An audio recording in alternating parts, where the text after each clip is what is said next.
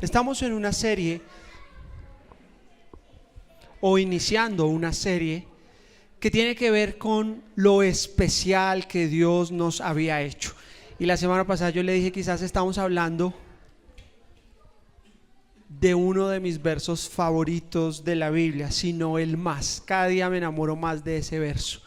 Dice Efesios 2:10: pues somos la obra maestra de Dios. Él nos creó de nuevo en Cristo Jesús, a fin de que hagamos las cosas buenas que preparó para nosotros tiempo atrás.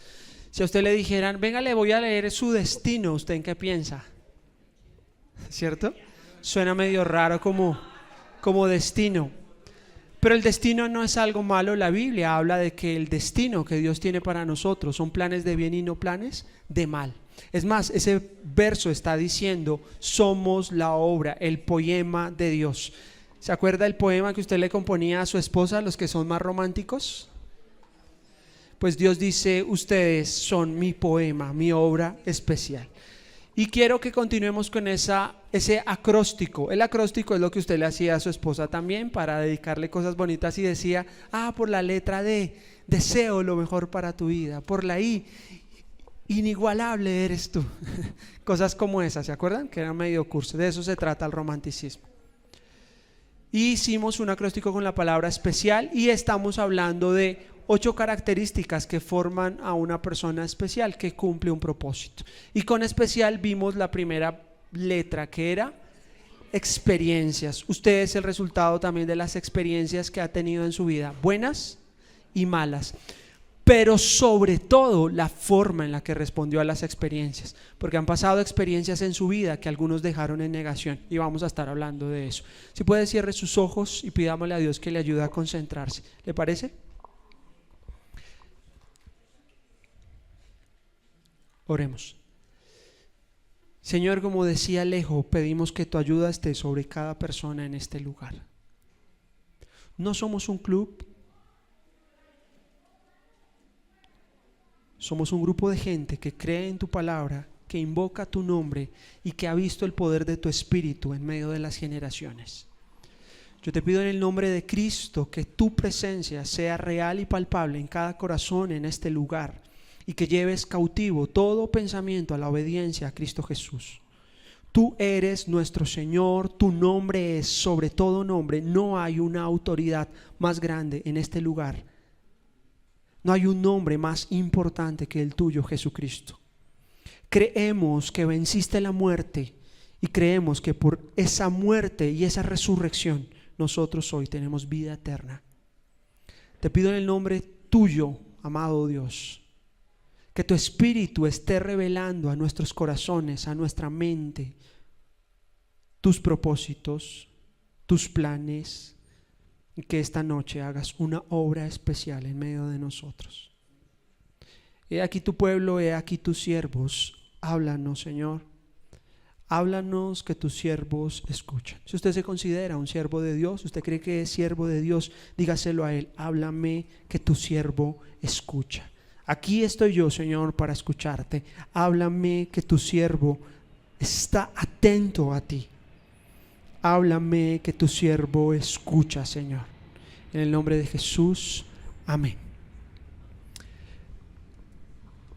Y habíamos dicho que por la letra E íbamos a hablar de las experiencias, después íbamos a pasar a singularidad, y eso es lo que vamos a estar estudiando. Pero le tengo buenas noticias a los que no vinieron el domingo pasado, y es, vamos a retomar parte de experiencias porque no alcanzamos a terminar. Así que este es un buen plan para el viernes en la noche, descubrir el plan y el propósito que Dios tiene para mi vida. No encuentro un mejor plano, sino allá estaría, aunque fuera bulirrana. Muy bien, y dice Gálatas capítulo 3 verso 4: ¿acaso han pasado por tantas experiencias en vano? Y algunos de ustedes podrían decir, sí, yo he pasado por experiencias en vano porque no he aprendido. He tenido tantas experiencias, pero se convirtieron en fracaso. ¿Cuándo un fracaso se convierte en fracaso? Cuando usted no aprende, cuando usted no hace nada con eso. ¿cierto? Cuando se vuelve a tropezar con la misma piedra. Yo ponía el ejemplo el otro día sobre eso. Cuando nosotros nos casamos no teníamos ni la culpa. Eso significa que el Señor fue muy misericordioso con nosotros y nos regalaron cama.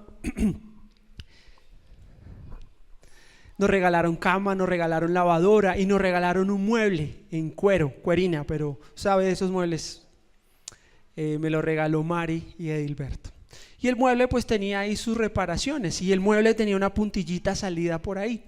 Y yo lo dejé en toda la esquina, vivíamos en San Antonio y cada vez que yo pasaba, la puntillita, me rasgaba por acá, no me rasgaba el pantalón, pero ahí la fui dejando. Pasó como un mes, 2 meses, 3 meses y un día llegamos tarde en la noche, gracias querida, y estaba medio apagado y cuando yo pasé me rasgó el pantalón.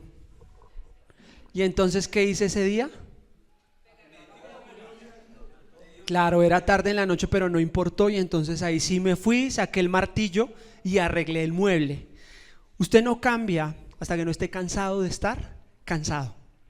Ese día la experiencia no se quedó en fracaso, ese día se convirtió en voy a hacer algo con esto. Por eso dice la Biblia, el justo cae 7 veces y con todo Jehová lo recogerá y lo levantará. Y uno dice, pero ¿cómo a una persona cae 7 veces en la misma puntilla? ¿Cómo una persona tropieza con lo mismo? Bueno, se llama, hay una palabra en la Biblia para eso, ¿sabe cuál es? Necedad. Una persona que repite y repite lo mismo. Entonces es muy importante que usted haga algo con las experiencias. Cuando usted vive una experiencia que es difícil, hay como un proceso que se vive. Haga memoria, recuerde por ejemplo cuando tuvo un momento traumático, una experiencia fuerte.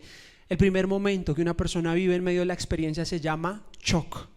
La persona queda en shock. ¿Qué significa eso? Que la persona no sabe si eso es verdad o es mentira. Cuando usted ha perdido un ser querido, cuando usted se quedó sin trabajo, cuando usted, incluso también cuando nace un bebé, yo creo que uno carga al bebé, ¿se acuerda? Eso le está pasando ahorita, el hijo como que lo carga y dice, ¿es verdad? ¿Es mentira? ¿Cierto? Es un momento como que el cerebro se salió de lo común y el cerebro intenta ubicarlo. ¿Se acuerda de ese momento cuando usted quedó en choque? Y que a veces le decían como, no, tranquilo, respire usted, no, es que estoy en, como que no entiende lo que pasa.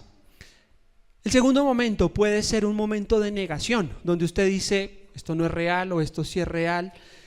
Y el tercer momento es un momento de lucha. Por ejemplo, si es un momento duro, usted dice, ¿y por qué? A mí. ¿Por qué me pasó esto a mí? Parece que las cosas difíciles me pasan solo a mí. ¿Lo ha vivido? Y usted dice, no, como que solo lo malo es para mí.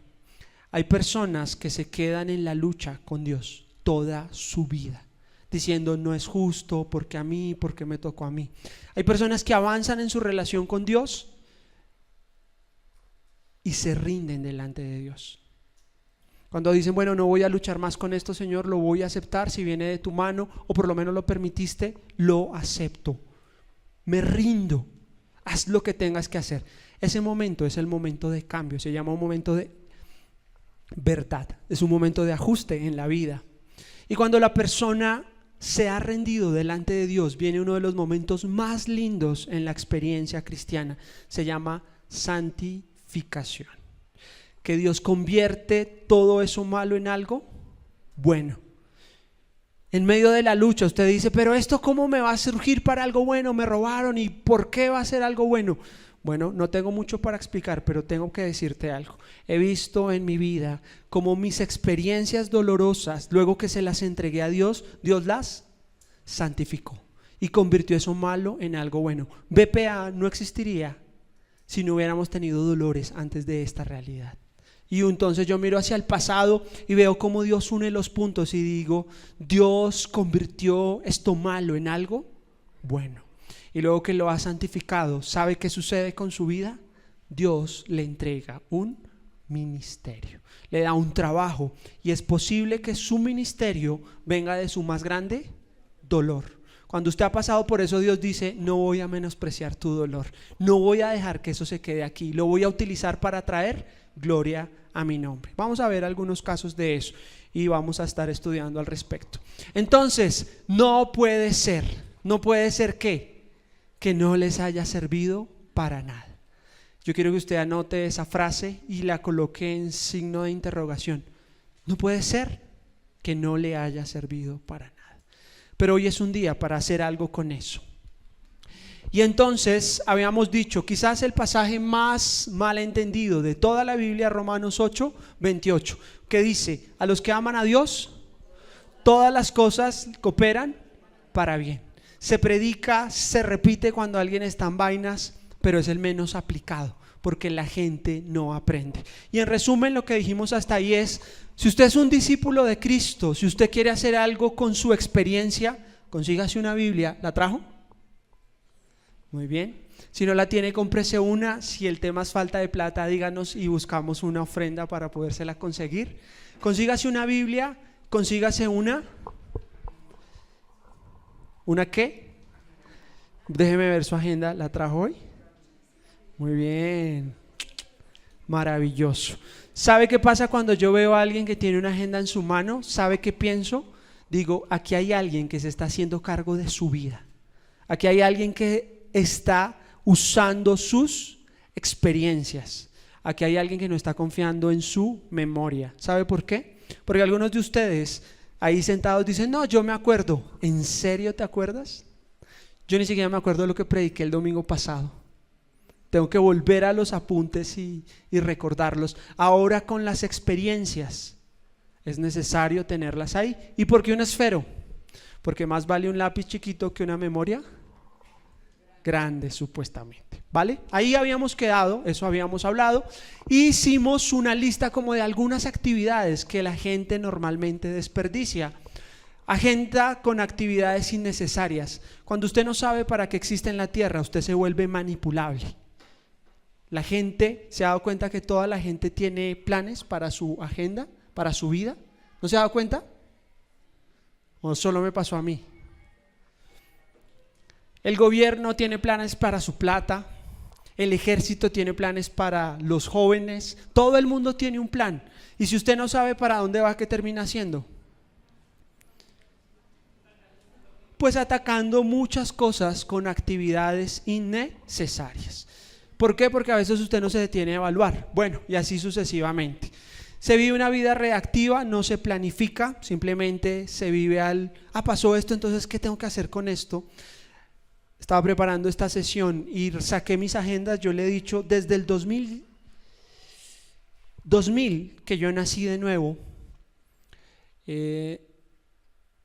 Yo leía los salmos, y los salmos no es otra cosa que un diario, un journey, una jornada, alguien que está viviendo y empieza a notar sus experiencias con Dios. Y yo empecé a tener mi diario. Perdí unos, después lo volví digital. Pero mi vida tuvo en serio un cambio en el 2010 aproximadamente. Porque en el 2010 yo escucho una prédica que habla de la próxima década, y eso me rompió la cabeza porque yo dije: yo nunca había pensado qué iba a pasar con mi vida en los próximos 10 años, que hablaba sobre esto. Claro, y como no sabía qué iba a pasar o hacia dónde quería ir, entonces cualquier bus me servía. Pero a partir de ese día empecé a decir no a algunas cosas que aparentemente eran buenas para ir por lo excelente. Y le he puesto el ejemplo a usted varias veces. Me acuerdo que era director de alabanza, así como Quique acá, y yo tocaba la guitarra, charrasqueaba. Y cuando esto me confronta, Dios me dice: usted va a pastorear iglesia. Yo digo: tengo que dejar de hacer música, tengo que más bien no seguir haciendo música, sino hacer ¿qué? Empezar a estudiar la Biblia fuerte, porque van a llegar problemas a la iglesia. La iglesia no es otra cosa que problemas. Y uno lo que hace es solucionar y ayudar a la gente a solucionar sus problemas. Entre más grande la iglesia, más problemas. Entre más moderna la sociedad, más problemas.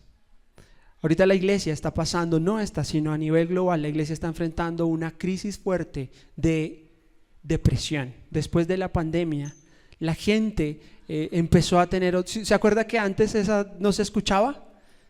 Que uno decía como: pero qué depresión ni qué nada, decían los papás, tú un chancletazo y con eso lo...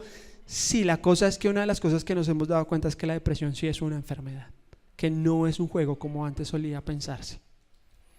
Y entonces tenía que prepararme, y un día un pastor me dice, yo le digo: pastor, tengo noticias buenas y malas. La buena es que el Señor me reveló su propósito para mi vida y yo me voy a enfocar en eso. La mala es que no voy a seguir dirigiendo la alabanza. Y él me abrió los ojos y me dice, no, espere, tranquilo. ¿Quién va a dirigir la alabanza? Le dije, con mucho amor se lo digo, no es mi tema. Lo que es de Dios, nadie lo puede parar, y si Dios tiene la alabanza, Él va a levantar otro. Yo puedo hacer un ajuste de unos 3 meses, pero quiero que sepas que el enfoque es, voy a salir de ahí. Dijo, no, el Señor a mí me ha mostrado, a mí sí me mostró. ¿Por qué? ¿Porque no quería someterme a la autoridad? ¿Por qué entonces? Porque lo es de Dios, nadie lo detiene, así de sencillo. Usted ya no se vuelve manipulable, ¿cierto? Y en ese sentido incluso manipulable con el pecado, con su vida, porque usted ahora tiene una razón para vivir. Su vida no se vuelve reactiva, sino que empieza a planificar. Pues si quiero hacer esto, tengo que hacer este ajuste, y así sucesivamente. Ahí habíamos quedado. Un ejemplo rápido, que esto no lo vimos el domingo pasado. Hechos capítulo 3, verso 6. Dice la Biblia: pero Pedro le dijo, yo no tengo plata ni oro para ti, pero te daré de lo que tengo. En el nombre de Jesucristo de Nazaret, levántate y camina. En el contexto, el Señor Jesucristo ya había sido llevado arriba. Pedro, que había negado y había sido cobarde, ve que Jesús resucita y ahora se convirtió ¿en qué? En pescador de hombres. Él dice, vale la pena vivir y morir para Cristo, porque Cristo no es una mentira. Y entonces ahora, con un poder renovado, Jesucristo ya lo había restaurado. Él va subiendo, dice la Biblia, al templo a la hora 9 de la oración. Eso es más o menos las 6 de la tarde. Y cuando va llegando, hay un paralítico que está ahí y le dice, hay una monedita, por amor de Dios. Y Pedro se esculca y dice, no tengo plata ni oro, pero de lo que tengo te doy. ¿Cuál es el punto acá? Pero Pedro no está improvisando, pero Pedro dice, yo tengo algo más importante que sí te puedo dar. En el nombre de Jesús, sé sano. Al igual que Pedro, usted y yo tenemos cosas que Dios nos ha dado. Pueden ser las experiencias, pueden ser los dones, pueden ser los talentos. Y Dios lo bendecirá. Y Dios lo bendice y lo bendecirá para que usted utilice esos dones, esos talentos, esos recursos y esa influencia para la gloria de Él. Se ha preguntado a veces, ¿y Dios por qué me bendice con esta capacidad? ¿Y Dios por qué me está prosperando? No es de casualidad. Dios tiene un plan con eso. Dios tiene un plan y un propósito con eso. Y entonces la pregunta que quiero hacerte en esta noche es, ¿y tú qué tienes para dar? ¿Cuál es la lección de tu vida? Si en este momento fuera tu última noche y alguien se sienta y te dice, bueno, ¿cuál es el mensaje más importante que tienes? Porque estamos hablando de la experiencia, de la madurez que usted tiene hoy. ¿Usted qué le podría decir? No, espera, nunca lo había pensado al respecto. Déjame reviso. Bueno, hoy es una noche linda para que usted empiece a revisar eso. ¿Cuál es la lección más importante de tu vida? La que le vas a dejar a tus hijos, la que le vas a dejar a tus nietos. ¿Me va a entender? Y puede que alguien diga, no, pues ¿cómo hacer dinero? Eso está bien, que les deje una herencia, pero ¿por qué no una herencia espiritual? ¿Por qué no algo más profundo que no solo algo pasajero? Otra pregunta, ¿cuál es el mensaje de tu vida? Y a veces ni siquiera algo que tengas que decir, sino cuando la gente te ve, dice, el mensaje de esta persona es este. No sé si estoy siendo claro de a qué estoy tratando de llegar. De tu experiencia, ¿qué es el mensaje que la gente lee? No, pues cuando lo ven dicen es una persona orgullosa, soberbia, altiva. O están diciendo es una carta abierta y cuando lo leo a Jesucristo. Lo vamos a ver en un momento, pero Pablo dice, ustedes son una carta abierta. ¿Qué significa una carta abierta? Que cuando alguien la lee, cualquier persona la puede leer. ¿A quién encuentra? A Jesús. El mensaje que están encontrando es Jesús. Génesis capítulo 16, verso 8. Y Dios hace preguntas. Y usted sabe, si lleva un tiempo acá en PPA, que a mí me encantan las preguntas de Dios, porque si Dios lo sabe todo, ¿para qué pregunta? Porque está buscando despertar la conciencia. Y esta es la pregunta que quiero que te lleves en esta noche. Va Agar, que es la esclava de Abraham y de Sara. Sara está huyendo porque la están maltratando y el ángel de Dios se le aparece a Agar y le dice, Agar, ¿de dónde vienes y hacia dónde vas? Esta pregunta me encanta porque es la pregunta de propósito, de significado, de qué está pasando con tu vida, como qué es el pasado de tu experiencia, pero qué vas a hacer con eso. ¿Dios sabía de dónde venía Agar, perdón? ¿Dios sabía hacia dónde iba Agar? Sí, pero el ángel se le aparece y le hace una pregunta, porque Dios en su sabiduría no solo le impone al ser humano, sino que lo cuestiona para que él pueda ser transformado. La mejor manera de transformar a alguien no es cambiarle externamente, no es un cambio cosmético. La forma en la que Dios quiere cambiar a su pueblo es desde el corazón, porque Dios ve el corazón. Y esa es la pregunta que tengo para ti en esta noche. ¿De dónde vienes? ¿Y para dónde vas? Y puede que alguien diga, bueno, vengo de la 116 con autopista y ahorita me voy a devolver y yo vivo en Bachué, segundo sector. No estamos hablando de eso, de Valledupar, ¿cierto? No estamos hablando de un concepto físico, estamos hablando de un tema espiritual. ¿De dónde vienes? ¿Qué ha permitido Dios en tu vida que se puede constituir en algo que Dios santifique y que Él se glorifique en medio de eso? Y que puedas decir un día como Pedro, bueno, no tengo esto, pero de lo que sí tengo, te doy. ¿Se ha dado cuenta que los grandes hombres de Dios tenían un mensaje y Dios era un heraldo, ellos eran un heraldo de Dios hacia un área específica de la vida? ¿No se ha dado cuenta? Que cada hombre de Dios tiene un mensaje, algo, una experiencia que le permitió vivir, pero esa persona tuvo que cuestionar de dónde vienes y para dónde vas. Normalmente esto no nos lo preguntamos. Normalmente estamos pensando más en, bueno, las vacaciones. ¿Qué más pensamos? ¿Qué va a pasar ahorita en Navidad? Y bueno, voy a listar la hoja de vida para mi siguiente trabajo. No digo que eso esté mal, pero ¿en serio te vas a pasar la vida sin algo más profundo que eso? ¿De dónde vienes y para dónde vas? Y aquí hay otra pregunta, que es el personaje con el que vamos a cerrar esta noche. Me quedan más o menos unos 25 minutos para hablar de el campeón de la fe. Si hay un profeta que es power en la Biblia, en serio poderoso, se llama Elías. Hay profetas que son un poquito más de alto turmequé, por ejemplo, Isaías era... Yo creo que Isaías era rico medio tirando a millonario, o sea, Isaías era... Pero Elías venía más o menos de Sutamarchán. No sé si hay alguien acá de Sutamarchán, no quiero ser despectivo, pero así, venía de un pueblo como... Sí, Boyacá, eso es porque Boyacá es lindo.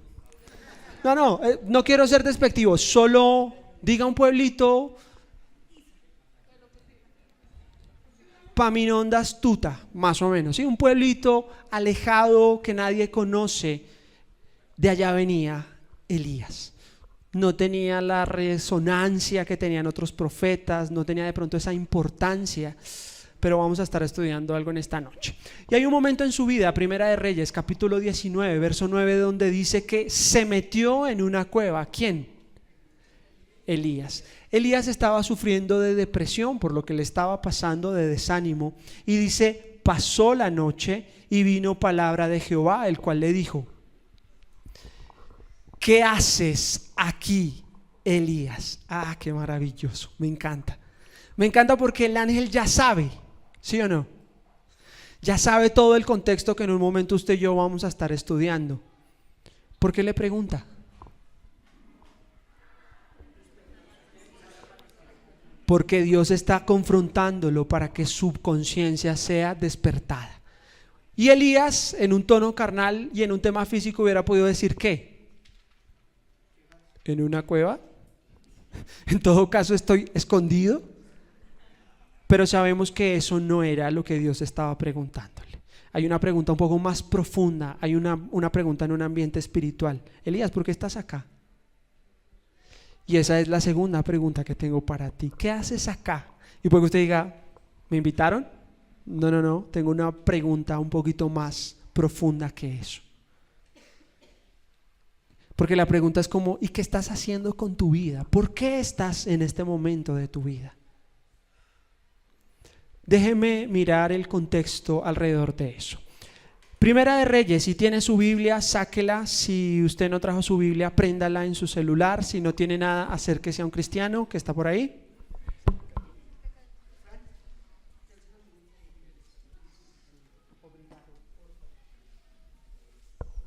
Si no tiene Biblia y quiere una, levante la mano para que los mayordomos que tienen chaleco que dice servidores les puedan pasar.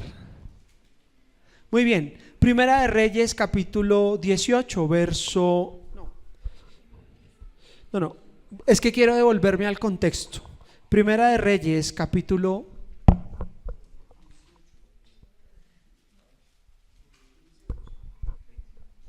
16.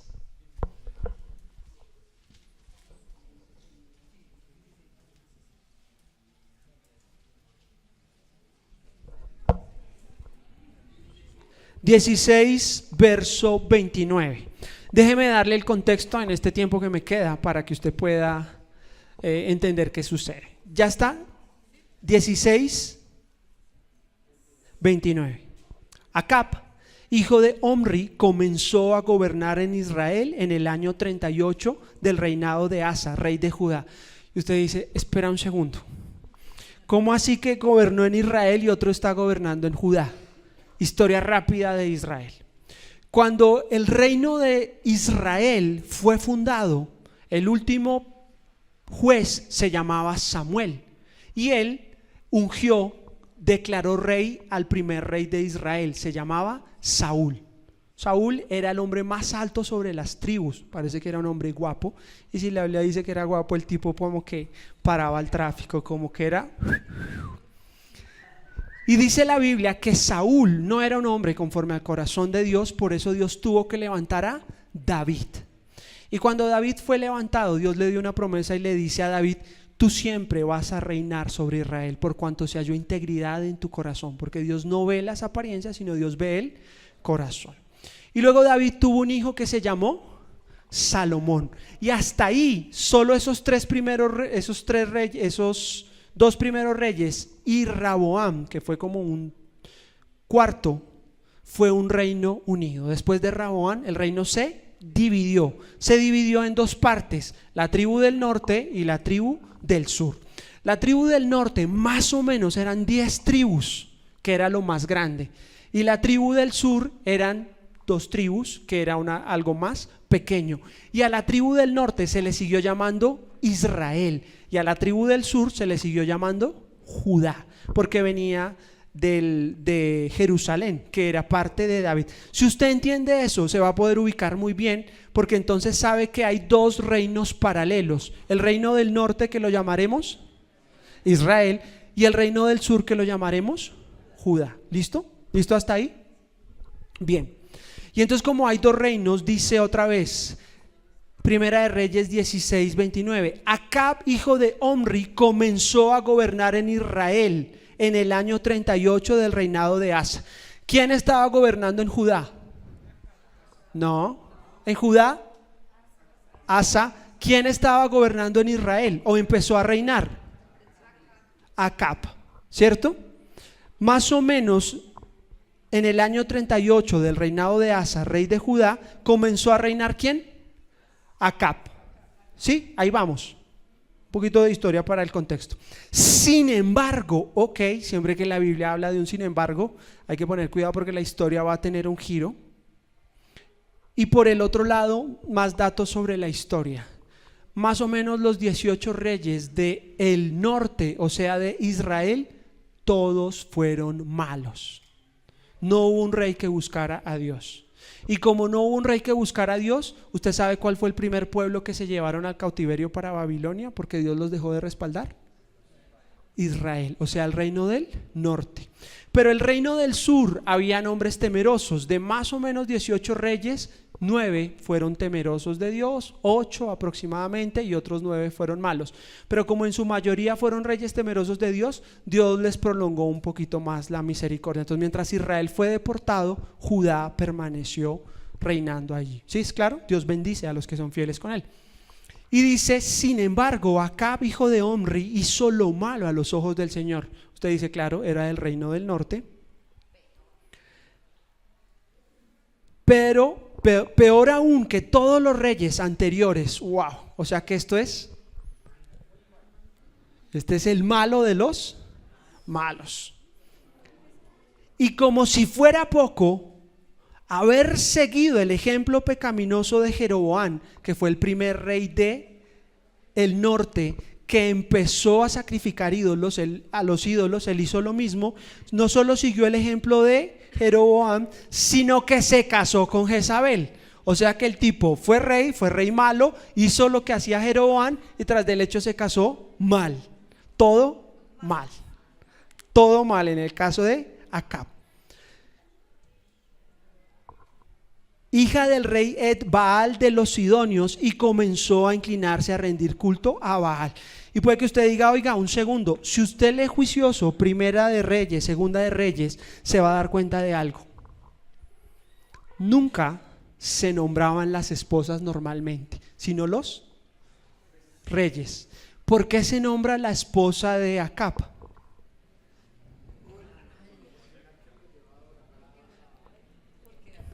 Porque esta viejita era corrompida en gran manera.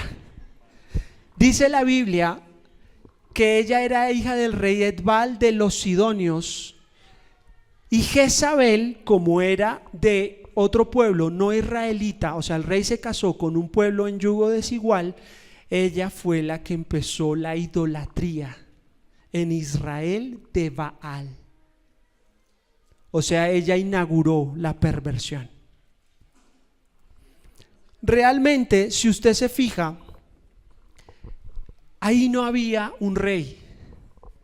Detrás del rey había una reina y ella era la que mandaba. Ella es el tipo de mujer que le decía al tipo, y usted no va a hacer nada, vaya, muévase. Ella no era el rey en teoría, pero ella era la que mandaba. Así como dice la Biblia, ¿cierto? Mujeres, sométanse a sus esposos. No, todo lo opuesto. Ella era como una matrona en ese momento en Israel. ¿Entiende qué está pasando en ese contexto?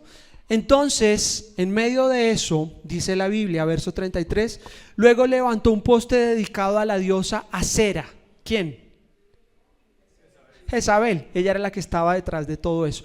No le bastó con traer adoración a otros ídolos, sino que ella también trajo a la mamá de Baal, que era Acera. Mal, todo mal. Y entonces en ese momento, dice la Biblia, dice, Acab hizo más para provocar el enojo del Señor Dios de Israel que cualquier otro de los reyes anteriores de Israel.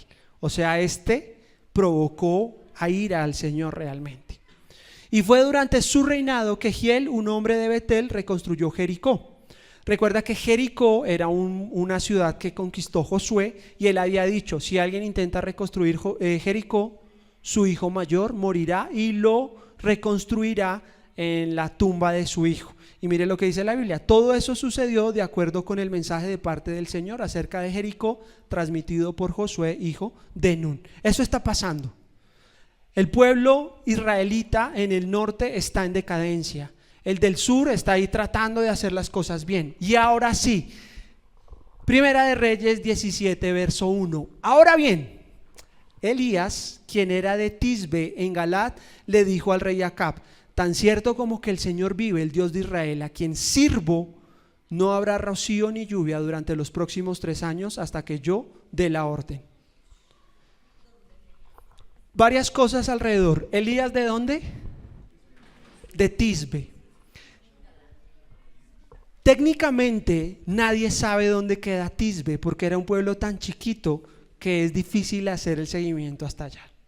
Entonces está el rey de las 10 tribus de Israel gobernando en Israel, haciendo manga por hombro el reino, y Dios levanta a un tisbeño. Y entonces él va, ¿y qué le dice al rey? Tan cierto como que Dios es real, algo va a pasar en tu reinado. No va a llover durante 3 años y medio. ¿Usted cree que Elías fue? Yo me imagino a Elías con un acento, hablando así, hijo de madre, hermano, como guerrero. Pero ese es el mensaje también que tengo para ti en esta noche. Dios no necesita grandes personas para ser usadas. Dios lo que necesita son corazones. ¿Y sacó a Elías de dónde? De Tisbe. Le entrega un ministerio. Y dice la Biblia, Santiago capítulo 5, no lo busque, pero en su casa lo recuerda. Elías era un hombre sujeto a pasiones como nosotros, pero oró a Dios que no lloviera y no llovió. Elías no era perfecto, pero Elías tenía el respaldo de Dios. ¿No le parece muy poderoso que ore y se detuvo la lluvia? ¿Qué empezó a suceder? Pues tal cual Elías lo había profetizado, la lluvia cesó. Y cuando no hay lluvia, pues no hay siembra. Cuando no hay siembra, no hay comida. Y entonces empieza a haber mucha hambre. Y hambre y soledad son buenos consejeros. Y entonces cuando el pueblo de Israel al norte empezó a sentir hambre, ¿usted cree que qué hizo Acab?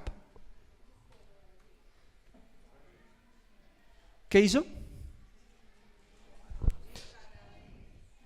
Muy bien, dice la Biblia, ahí va la historia.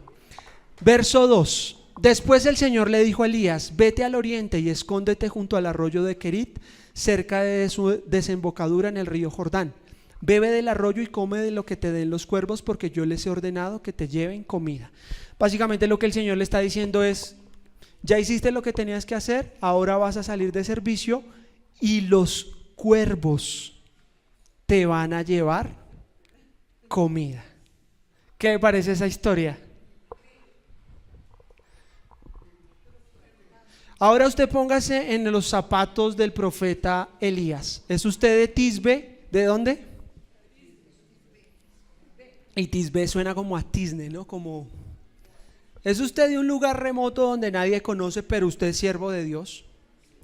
¿Usted se presenta delante de Dios por orden de Dios? Y Dios le escucha y deja de llover. ¿Usted cómo se sentiría hasta ahí? O sea, usted fue, confrontó a Acab con Jezabel y todo, y Dios le dice: bueno, ahora váyase a comer a la cueva. ¿Y usted qué hace? ¿Cómo se sentiría usted?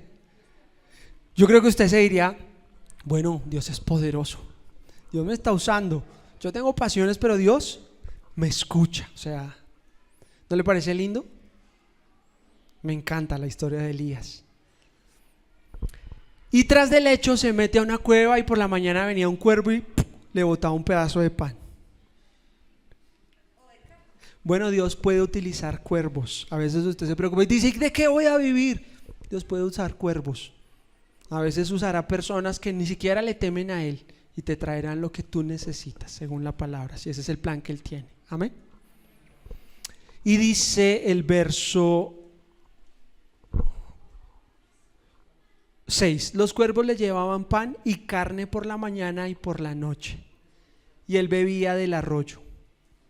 Sin embargo, poco después el arroyo se secó porque no había llovido en ninguna parte del reino.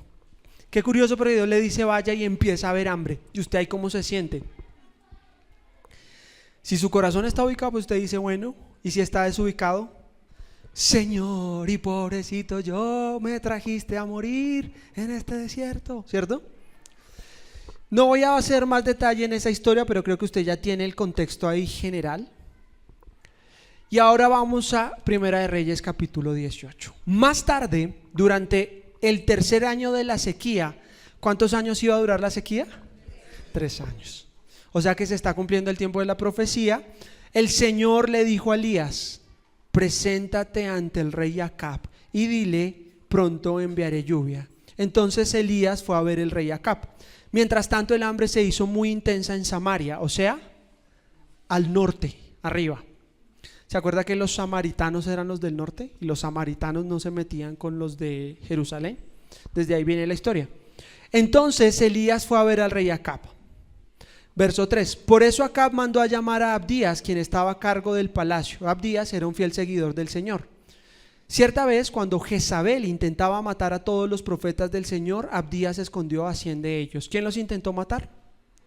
Jezabel, porque esta vieja era mala y hacía todo mal.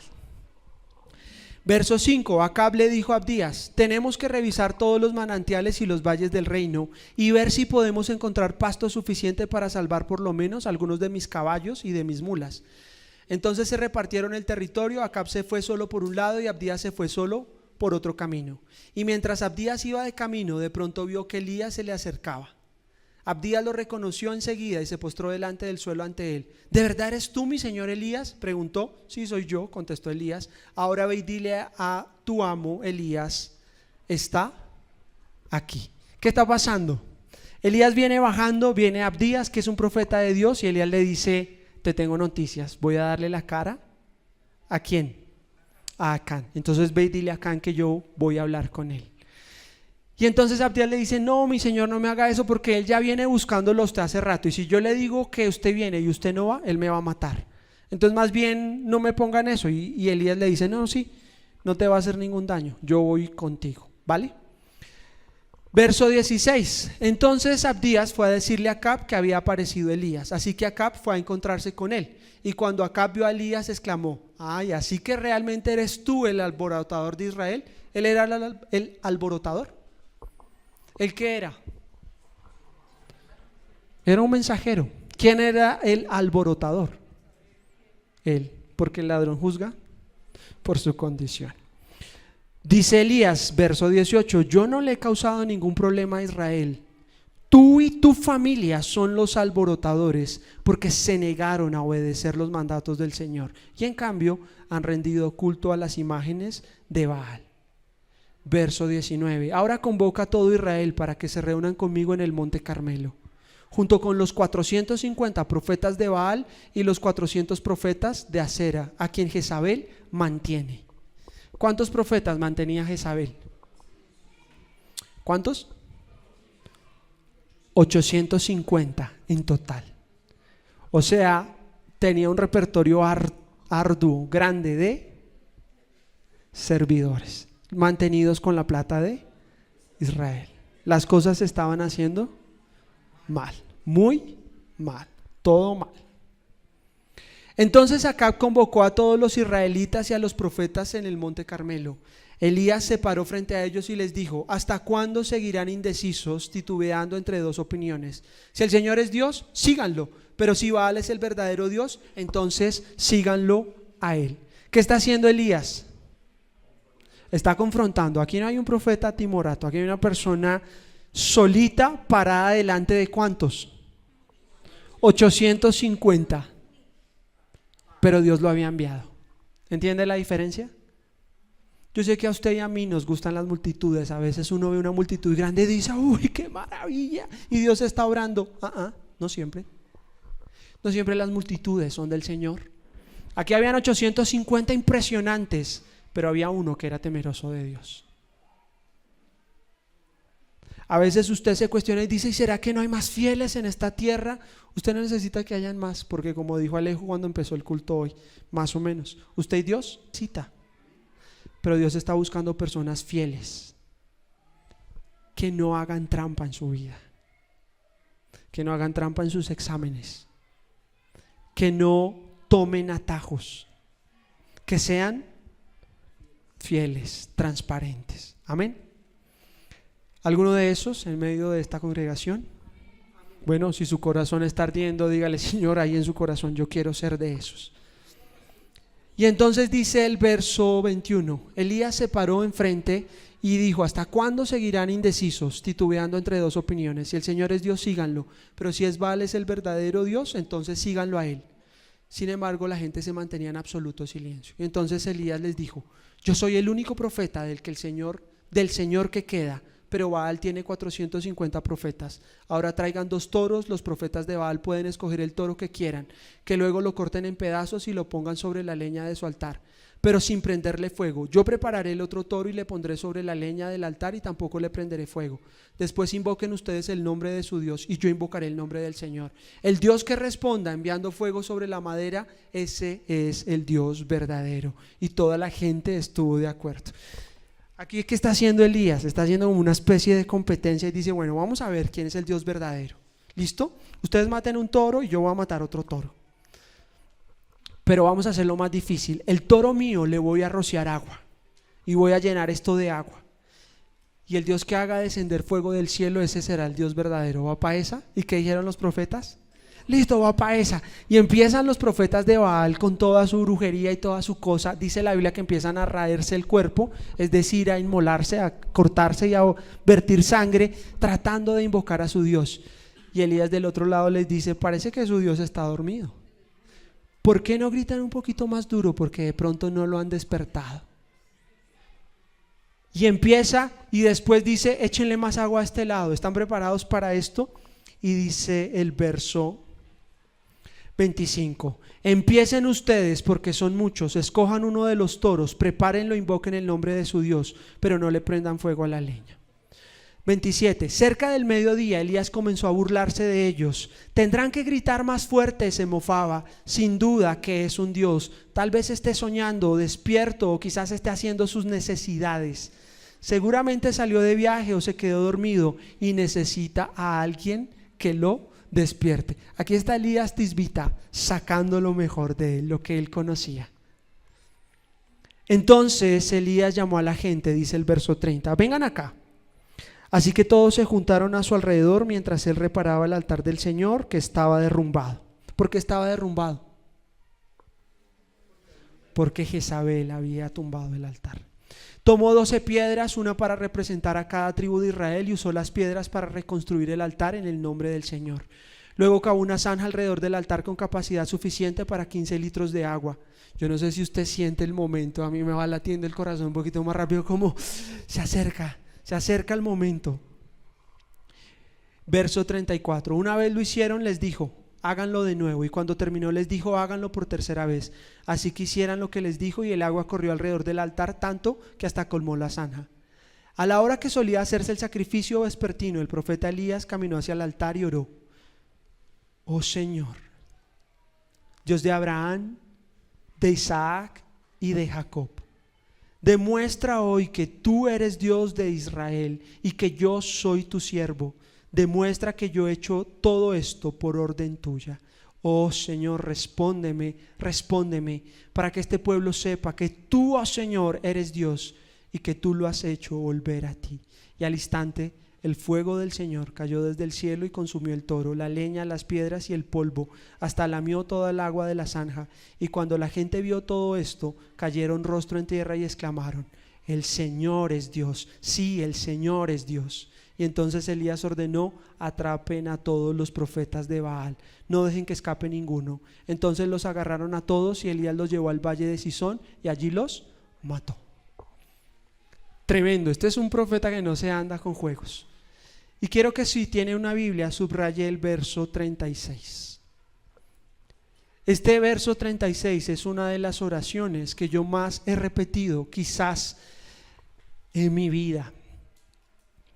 Porque Dios, volviendo a las experiencias, le dará instrucciones a usted y lo va a llevar al borde de situaciones donde, si Dios no viene, usted va a quedar en ridículo. Usted va a ser el oso, básicamente. Cuando nace esta iglesia, cuando he tenido retos en mi vida, yo le oro esto al Señor y le digo: Señor, porque sé que Dios me ha dado una palabra, si Dios me ha mostrado algo, y le digo: Señor, muestra hoy que tú eres Dios en Israel y que yo soy tu siervo. Que tú eres Dios y que yo soy tu siervo. Demuestra que yo he hecho todo esto por orden tuya. ¿Usted cree que Elías tenía miedo? Lo que está diciendo es: Señor, yo estoy aquí, tú me mandaste, este es el momento de que tú actúes.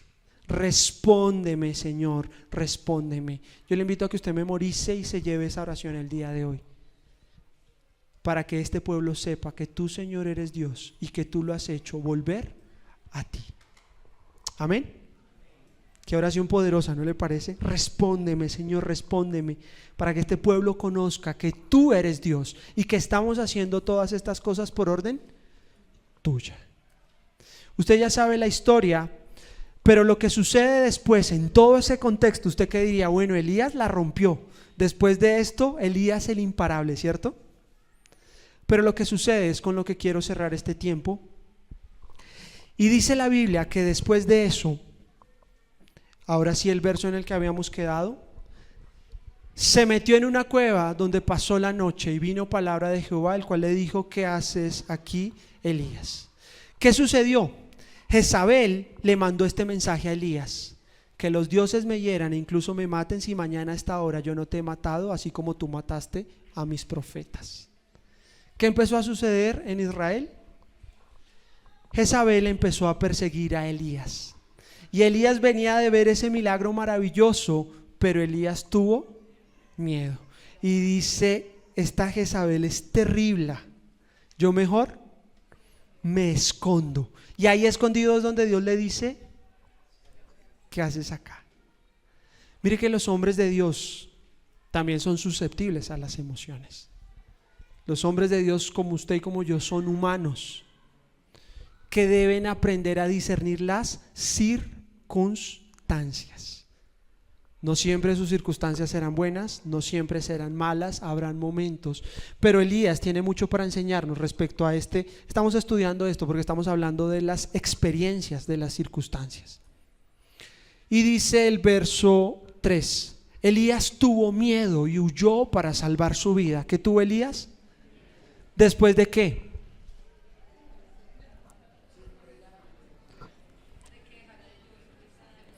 Después de que hubiera dejado de llover, después de haber visto descender fuego del cielo, después de haber visto los milagros de Dios. Dice verso 4: luego siguió solo todo el día hasta llegar al desierto, se sentó bajo un solitario árbol de retama y pidió morirse. Basta ya, Señor, quítame la vida, porque no soy mejor que mis antepasados, que ya murieron. Entonces se acostó y durmió debajo del árbol, y mientras dormía un ángel le tocó y le dijo: levántate y come. Elías miró a su alrededor y cerca de su cabeza había un poco de pan horneado sobre piedras calientes y un jarro de agua. Así que comió y bebió y volvió a acostarse. Entonces el ángel del Señor regresó, lo tocó y le dijo: levántate y come, un poco más de lo contrario, el viaje que tienes por delante será demasiado para ti. Él iba a recorrer 400 kilómetros, eso es más o menos de aquí a como Medellín, ¿cierto? Pero a pie, sin comer. Entonces el ángel le dice: tú vas a ir al monte, pero necesitas comer. Así que comió y volvió a acostarse. Entonces se levantó, comió y bebió, y la comida le dio fuerza suficiente para viajar durante 40 días y 40 noches hasta llegar al monte Sinaí, la montaña de Dios. Allí llegó a una cueva donde pasó la noche. Entonces el Señor le dijo: ¿qué haces aquí? En contexto es eso. Vamos a ir cerrando con lo siguiente. Hay algunas verdades que yo quiero que usted se lleve sobre las experiencias. Lo primero: no sé qué experiencia estás viviendo el día de hoy, pero al igual que Elías puedes estar en una cueva, como diciendo: mátame, Señor, porque no soy mejor. Yo pensé que tenía un poquito más de fe, pero no lo tengo. Puede ser que estés en una cueva, puede ser que estés en el monte Moriah. No sé en qué momento de tu vida estás, pero te aseguro algo: tienes que aprender a discernir los hechos de las emociones. ¿Cuál era la emoción de Elías? Me van a matar.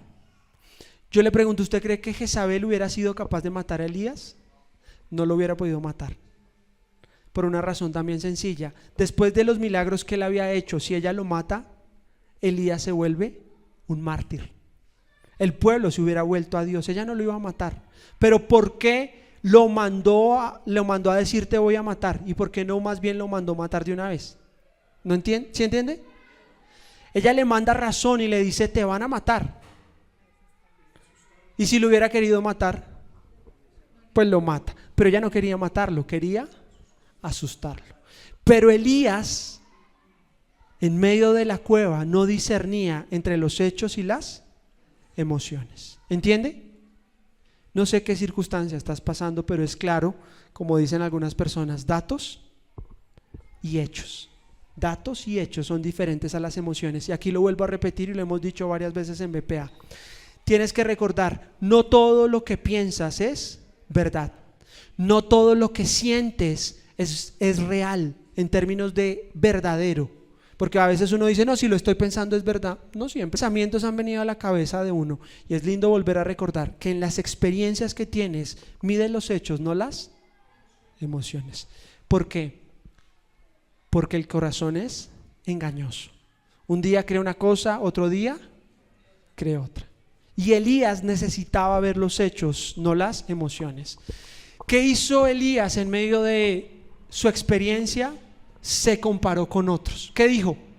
No soy mejor que mis antepasados. ¿Usted cree que compartir su experiencia comparándose le va a servir? Nunca, porque las comparaciones en todo caso son pecado.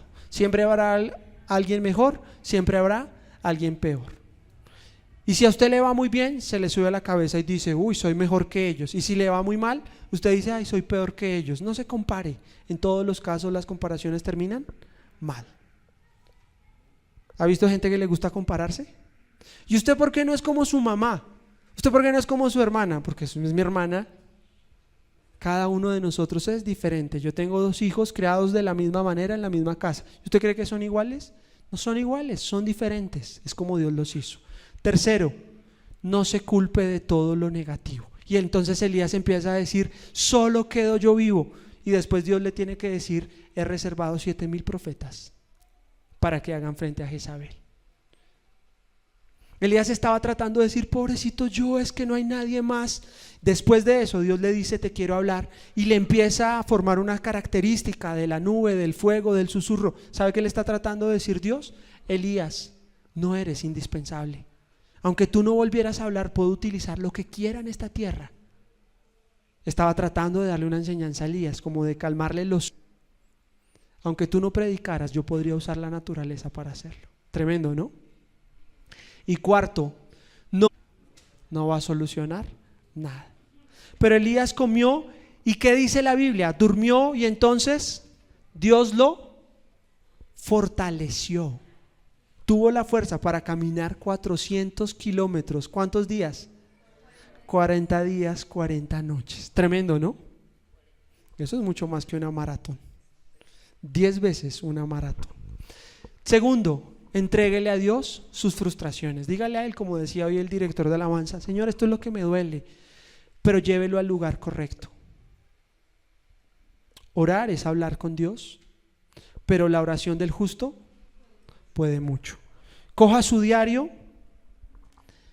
anote sus emociones, porque cuando usted le pone nombre las puede enfrentar, y registre sus oraciones. Señor, tengo miedo, Señor, estoy cansado. Y se va a dar cuenta de un ejercicio. Luego que usted ha mostrado sus emociones, empiezan sus oraciones de, pero tú eres Dios, pero tú eres más grande. De ahí la importancia de que se consiga su diario. Tarea para este fin de semana, 3 días va a tener. Arme su diario, confiésele a Dios sus frustraciones, sea consciente de la presencia de Dios. Cuando Él está en la cueva, Dios lo saca, y dice la Biblia que Dios no estaba ni en todo ese sonido, ni en toda esa, sino que en un silbo apacible. Dios le estaba diciendo, yo estoy contigo, pero tus emociones son más fuertes y no te dejan calmarte. Y quinto, abrace el nuevo rumbo de Dios. ¿Sabe qué sucede en la historia? Y cierro con esto. Dios le dice, levántate, ve a Moriah y levanta a otro profeta. ¿Tú crees que eres lo único que necesito? Tengo 7,000 que van a hacer la tarea. Y llegó el momento de que dejes de pensar en ti y ve a ungir al próximo profeta. Se llama Eliseo. Ahí la historia va a continuar, terminamos con eso. Entonces él estaba preocupado de decir, es mi fin, y Dios dice, ¿en serio crees que es tu fin? ¿En serio crees que una mujer va a controlar el reino de Israel? Tengo un propósito mucho más grande con esto, Elías. Continúa, ve a ungir lo que debes hacer. Y quiero terminar con eso. Con la persona que tiene ahí al lado, dígale qué se lleva el día de hoy y cómo lo puede aplicar en su vida. ¿Qué se lleva y cómo lo va a aplicar?